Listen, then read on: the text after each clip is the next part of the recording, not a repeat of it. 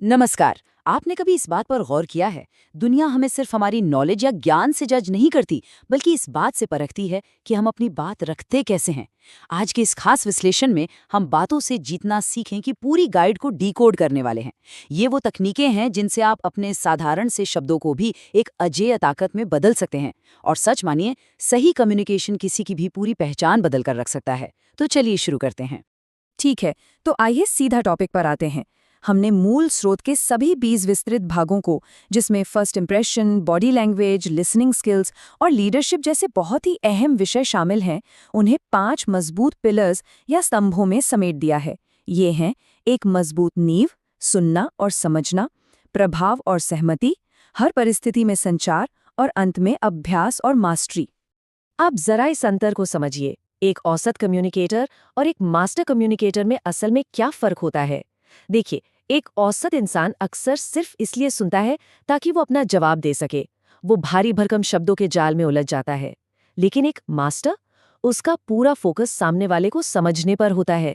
वो बिल्कुल सरल भाषा का प्रयोग करता है और आपके उन मौन इशारों को भी पढ़ लेता है जो आपने कहे ही नहीं।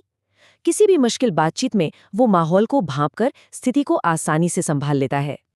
तो चलिए, बिना किसी देरी के हमारे पहले पिलर की ओर बढ़ते हैं, कम्युनिकेशन की मजबूत नींव। अब जरा इस चार्ट पर गौर कीजिए, ये सच में बहुत ही दिलचस्प है। हम अक्सर सोचते हैं कि हमारे शब्द सबसे महत्वपूर्ण हैं, है ना? लेकिन असल में शब्द इस पूरी प्रक्रिया का सबसे छोटा हिस्सा होते हैं। असली जादू और सबसे गहरा प्रभाव तो आपकी बॉडी लैंग्वेज और आपके नॉन वर्बल सिग्नल से तय होता है। लोग आपके शब्दों से ज्यादा आपके शांत चेहरे और शारीरिक इशारों पर भरोसा करते हैं। जरा सोचिए, किसी से मिलते ही एक भी शब्द बोले जाने से पहले ही बातचीत की दिशा कैसे तय हो जाती है। ये सिर्फ 3 चीजों से होता है। पहला, आपका सीधा और कॉन्फिडेंट पोस्चर।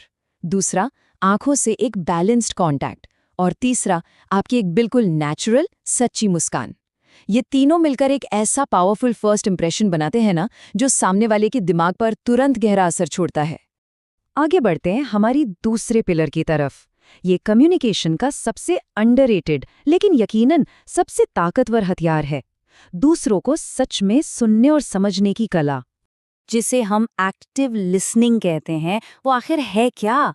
इसका सीधा सा मतलब है सिर्फ ऊपर ऊपर से शब्दों को नहीं सुनना, बल्कि उनके पीछे छिपी भावनाओं और असल इरादों को पूरी तरह महसूस करना, वो भी बिना बीच में टोके। अक्सर हम सिर्फ अपनी बात कहने के लिए उतावले रहते हैं, लेकिन याद रखिए, एक अच्छी तरह से सुना गया इंसान हमेशा उस व्यक्ति का सम्मान करता है जिसने उसे बोलने का मौका दिया। और हाँ, बेहतरीन तरीके से सुनने के लिए इमोशनल इंटेलिजेंस का होना बहुत जरूरी है। इसके कुछ मुख्य अंग हैं: अपनी खुद की भावनाओं की गहरी समझ होना, तुरंत रिएक्ट करने के बजाय खुद को कंट्रोल करना, दूसरों की स्थिति के लिए सच्ची सहानुभूति या एम्पैथी दिखाना, और माहौल के हिसाब से खुद को ढाल लेना। जब आप किसी के गुस्से को पर्सनल अटैक की तरह लेने के बजाय उसकी परेशानी को समझते हैं, तो सारी गलतफहमियां वही खत्म हो जाती हैं और एक गहरा कनेक्शन बनता है। अब हम अपने तीसरे पिलर पर आते हैं, प्रभाव और सहमति बनाना। यहाँ से हम उन एडवांस तकनीकों को देखेंगे जो लोगों की सोच को दिशा देती हैं और एक अमिट छाप छोड़ती हैं। ये स्लाइड बिल्कुल सटीक तरीके से दिखाती है कि अपनी बात कैसे मनवाएं। सिर्फ उबाऊ फैक्ट्स बताने से कुछ नहीं होता, आपको अपनी बात को एक कहानी में पिरोना होगा। एक यादगार कहानी का ढांचा बहुत सिंपल है। सबसे पहले एक हुक या स्थिति बनाइए, फिर उसमें एक चुनौती या संघर्ष डालिए, और आखिर में एक ऐसा समाधान या सबक दीजिए। इस तरह से बताया गया संदेश सुनने वाले के दिमाग में हमेशा के लिए छप जाता है। लेकिन एक बात का ध्यान रहे, किसी पर दबाव डालकर आप अपनी बात नहीं मनवा सकते। असरदार बनने के लिए आपको धैर्य रखना होगा और सच्चा विश्वास जगाना होगा। लॉजिक और इमोशन दोनों का बैलेंस रखिए। डिमांड करने के बजाय उनसे सही सवाल पूछिए। और सबसे जरूरी बात, जब भी कोई असहमति या झगड़ा हो तो सामने वाले इंसान पर हमला मत कीजिए, बल्कि हमेशा समस्या पर फोकस कीजिए और एक ऐसा रास्ता निकालिए जिसमें सबकी जीत हो। बिल्कुल। अब आते हैं चौथे पिलर पर, हर परिस्थिति में कम्युनिकेशन। एक मास्टर हमेशा अपने माहौल के हिसाब से खुद को ढाल लेता है।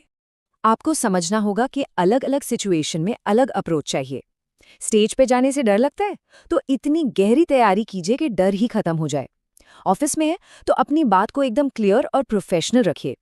डिजिटल प्लेटफॉर्म पर, जहां कोई आपको देख नहीं सकता, वहां आपके शब्दों का टोन ही सब कुछ है। अगर आप एक इंट्रोवर्ट हैं तो आप अपनी शानदार लिसनिंग स्किल से बाजी मार सकते हैं। और अगर आप लीडरशिप रोल में हैं तो एक साफ विजन के साथ अपनी टीम को इंस्पायर करना सबसे अहम है। तो चलिए, अब हम इस विश्लेषण के 5वें और आखिरी पिलर पर पहुंच गए हैं, अभ्यास और मास्टरी। यहीं पर आपका सारा ज्ञान एक पक्की आदत में बदलता है। अब शायद आपके मन में ये क्रिटिकल सवाल आ रहा होगा, क्या ये सारी कला सिर्फ एक दिन में सीखी जा सकती है? इसका सीधा सा जवाब है, बिल्कुल नहीं। ये कोई रातों रात मिलने वाली सफलता नहीं है, बल्कि ये तो जीवन भर चलने वाली एक निरंतर यात्रा है। तो फिर इसे अपनी आदत कैसे बनाएं? ये डेली रूटीन देखिए। सुबह उठकर अपनी बातचीत का एक स्पष्ट लक्ष्य तय कीजिए। दोपहर में थोड़ा समय निकालकर शीशे के सामने अपनी आवाज और हाव भाव की सचेत रूप से प्रैक्टिस कीजिए। और शाम को दिन भर की अपनी बातचीत का मूल्यांकन कीजिए कि आप और बेहतर कैसे हो सकते थे। रोजाना किए गए ये छोटे छोटे प्रयास ही आपकी जिंदगी में सबसे बड़े और नाटकीय बदलाव लाते हैं। तो सबसे अहम बात यह है कि जब आप इस अंतिम स्तर तक पहुंच जाते हैं तो आप में एक गजब की निरंतरता आ जाती है। आप हर माहौल और सुनने वाले के हिसाब से खुद को पूरी तरह ढाल लेते हैं। आपके विचारों में एकदम शीशे जैसी स्पष्टता होती है और आप हमेशा फीडबैक खुले दिल से स्वीकार करते हैं। ऐसे मास्टर कम्युनिकेटर के लिए लोगों से गहराई से जुड़ना बिल्कुल सहज और आसान लगने लगता है। इस पूरे विश्लेषण और स्रोत सामग्री का सबसे बड़ा सबक इस एक लाइन में छिपा है। कम्युनिकेशन सिर्फ बोलना नहीं है, बल्कि लोगों के दिल और दिमाग पर राज करना है। जब आप सही भावना के साथ सही शब्द बोलते हैं तो उसका असर बहुत ही गहरा होता है।